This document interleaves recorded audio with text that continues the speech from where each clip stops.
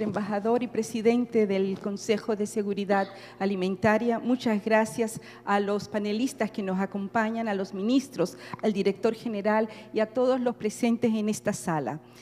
Voy a comenzar por la última pregunta sobre cómo revertir la situación del hambre en la región, porque me parece que es el tema fundamental. Y justamente hay una frase que tenemos, o una palabra que tenemos que insertar en nuestro vocabulario y en nuestras prácticas, y es la esperanza. El director general de la FAO hace unos días escribió un artículo donde dice la esperanza en momentos de crisis de la nutrición. ¿Y por qué es importante la esperanza? Es importante porque necesitamos renovar el compromiso político de los diferentes actores que intervienen en la lucha contra el hambre, en poder ser esa generación hambre cero hacia el 2030. Esto requiere, y lo demuestra, la integralidad del panel que hoy nos convoca. Se requiere de tomadores de decisión, de ministros sectoriales, la salud, la educación, desarrollo social, agricultura, comercio, pero también tenemos que integrar a los ministerios de finanzas, a los ministerios de Hacienda, porque esto es fundamental en la formulación de las políticas públicas, en ese compromiso que tienen que establecer los estados de garantizar a través del presupuesto público los recursos necesarios para la lucha contra el hambre.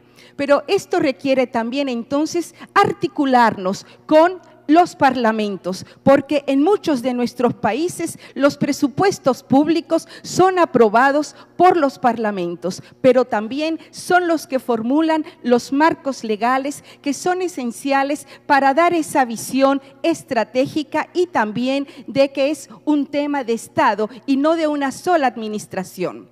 Pero es fundamental involucrar a la academia, al sector privado, al Observatorio por el Derecho a la Alimentación. Es esencial también la participación de la sociedad civil.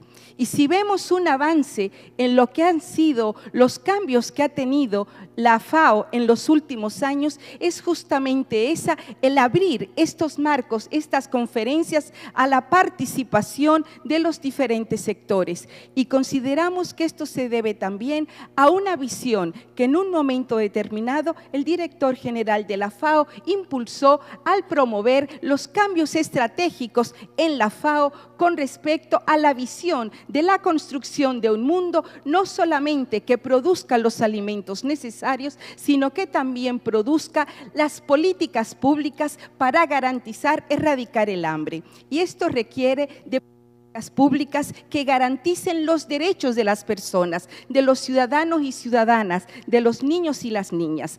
Esto requiere entonces de salarios justos, de mercados y precios justos para nuestros productores, para los agricultores familiares. Requiere de la inclusión de sectores importantes como somos las mujeres, a todos los niveles, en la conducción de los estados, en los diferentes sectores, pero fundamentalmente pensar en las mujeres que hemos sido discriminadas históricamente por miles y miles de años. Entonces es preciso pensar en esas mujeres que viven, que habitan nuestros territorios, donde están en situaciones de pobreza y tienen una triple carga, como es el caso de las mujeres indígenas. Entonces tenemos también que pensar que un mundo de democracia, un mundo de igualdad, pasa por garantizar los derechos a las mujeres en el trabajo y en su autonomía para poder realmente avanzar en lo económico.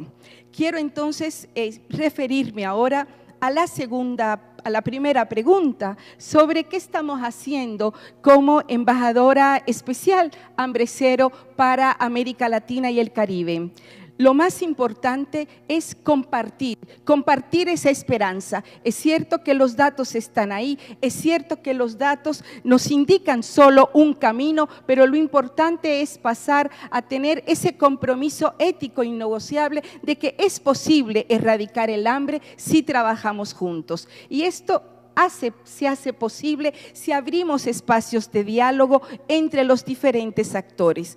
Me permito en este momento hacer entrega a la Secretaría General de lo que han sido los resultados de los diálogos Hambre Cero que realizamos durante el año 2017, que tiene además una propuesta metodológica para realizar los diálogos en los territorios donde vive la gente en su cotidianidad.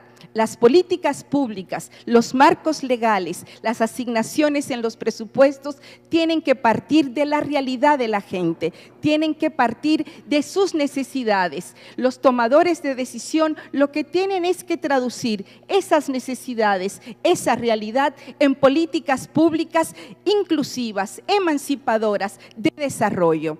Y entonces tenemos que generar un último tema, que es la coherencia entre la política que formulamos y la política que ejecutamos para que realmente haya coherencia en los tomadores de decisión, como hemos visto en los ministros y viceministras que nos han acompañado esta tarde en el panel. Representan el 20% de los países que están representados en esta conferencia y eso nos indica que hay esperanza.